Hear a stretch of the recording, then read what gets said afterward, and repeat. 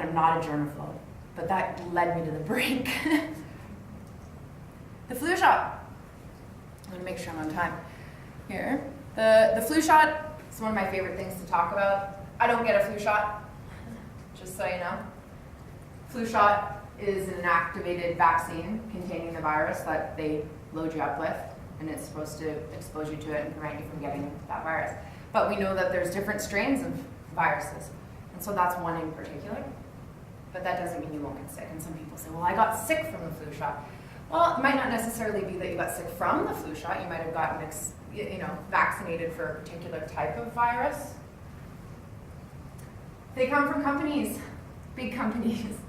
I wore this shirt today on purpose. GMOs, WTF is in our food. Novartis, CSL Limited, GlaxoSmithKline, all large companies, pharmaceutical companies that manufacture these drugs, give them to our government, and our government prescribes them to us. When my clients ask me, should I get a flu shot, I always say it's your personal choice, because I won't tell anybody not to do something. However, you should ask questions. Because in flu shots in particular, I had a couple of clients that got very ill from getting them because they had an egg allergy. And they weren't advised at the time that they were given their immunization that flu shots are gestated in chicken eggs for a particular amount of time, and then it's taken out. And that creates an allergen, and they should be told that before they're being administered the shot. So you need to do your own research on it. And the next question that comes, well, what about building my resistance? What the heck does this mean? Well, when you're building your resistance, you're being exposed to various microbes that get you sick. Your immune system fights it off. It remembers those, and when it comes back again, it's easier to fight off, and you might not even notice that it's happening. So that's building a resistance. Some information. My thoughts on the shot: they're cultivated in chicken embryos, inactivated using formaldehyde, which causes cancer. They're 49% mercury by weight, which is not good for you. It's a neurotoxin. They're administering it to pregnant women and children over the age of 6 months. Children over the age of 6 months still haven't had their brains formed completely, and neither are fetuses, by and large. So why are we injecting them with a neurotoxin? Personal choice, but that's what it is. The government is recommending it. And a lot of the time, we're so lost, we don't want to deal with things. We just follow what the government wants us to do, and that's okay.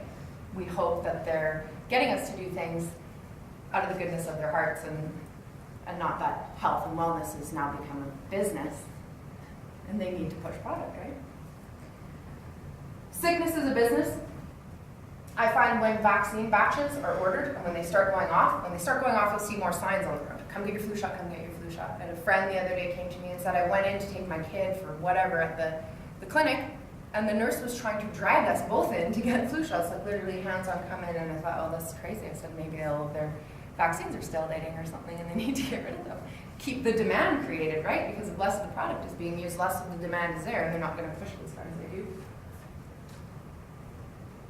I like to note that we're being told we can abuse our bodies because there's a drug out there that will fix it.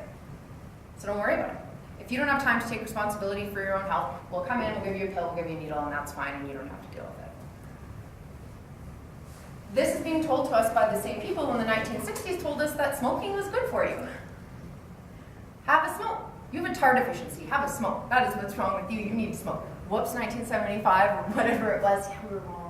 Oops, smoking is bad for you. So take that comment with a grain of salt, but think about these things in this way, I think, to keep yourself safe. We'll always be confused about our health as long as we let somebody else tell us how to be healthy and sell ideas to us, right? People are hired to sell us ideas. These are just some of the additives that are in flu shots. Aluminum, which is another neurotoxin. Minoxidil, an STD inhibitor. Sodium phosphate, which has been banned in the US now. They used to use it with colonoscopies, and they've given up on that. Ethylene glycol, if you're in the oil and gas industry, I think that comes out somewhere in the pipeline, or I don't know, I've heard it anyways. Antifreeze. So those are some things you're putting in your body. Trace amounts. They're not going to kill you all at once, right? Exposure to any of it isn't great. Good healthy bacteria. I want to get some of this to you guys before time runs out. I made some good healthy bacteria and I brought it here for you guys today. I want you all to try it, pass it around, and I'll talk about it while I pass it around. Make sure to drink it all because I want to cleanse it. I can't have it, which is silly. So a crucial factor developing immune health is having good gut and intestinal health, because it's all of the microflora in your stomach wants balance that inhabits your urinary tract, your intestinal tract, and your upper respiratory tract, balances out and fights against bad bacteria. The intestinal lining is one of the most important things that you have in your body. If it's not healthy, you're not going to function properly, and you'll be susceptible to a variety of different problems. So good microflora equals less inflammation in your body. If you're prone to inflammation, it's good. Anti-inflammatory properties are good for things like rheumatoid arthritis and Crohn's. So these are probiotics, and they help or treat up to 170 different types of diseases: dermatitis, diarrhea, rhinitis, HIV, and the cold. You can find it in things like ginger beer, kombucha, which you're drinking right now. You can also find probiotics in yogurt, sauerkraut, kefir, spirulina, E3 Live, pickles, and tempeh. I brought an empty jar of E3 Live with me today if you guys want to know what it is. We'll talk about it a little bit more. So before you stand in line for a flu shot, ask yourself again, is my gut balanced? This I made at home. If you were to buy it in the store, they make a little jar of it, say like this, for, I don't know, $4 or something. You can make it at home easily. I wanted to talk a bit about yogurt, because it's a sticking point with me, and I put it on there for a reason, because of its accessibility, but just so you know.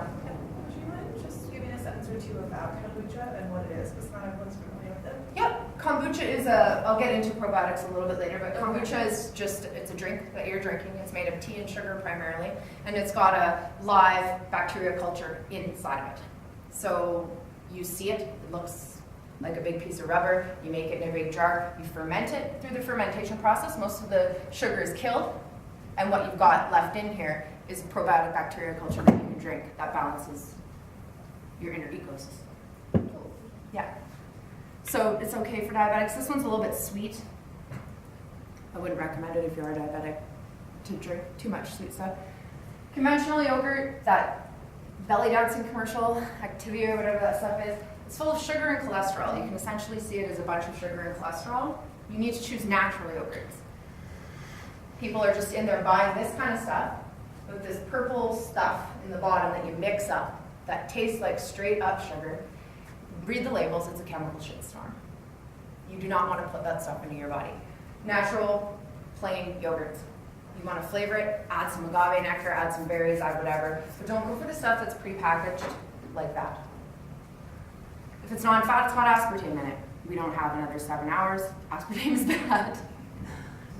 And it's pasteurized. So the companies like Danone and Activia were actually in trouble a couple of months ago because of their claims for how much live probiotic culture they had in their yogurt.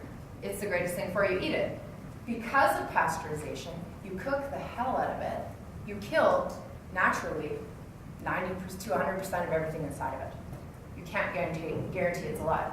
You have to maintain room temperature. But the government requires them to pasteurize things because we're not allowed to have raw milks legally in North America. It's ridiculous. I have trouble choosing yogurt just for like, so yeah, I don't want aspartame. So you say, when you say natural, is that plain yogurt? Or Plain, like Greek-style yogurt. If you can get Greek-style yogurt, yeah.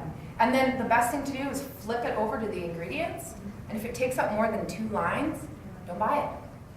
And so, are there ones on the market, like in the grocery store, that are unpasteurized? No, it's illegal to sell That's it. the problem, right? Yeah, it's illegal to sell it. You might find a farmer that you can get raw milk from or yogurt from,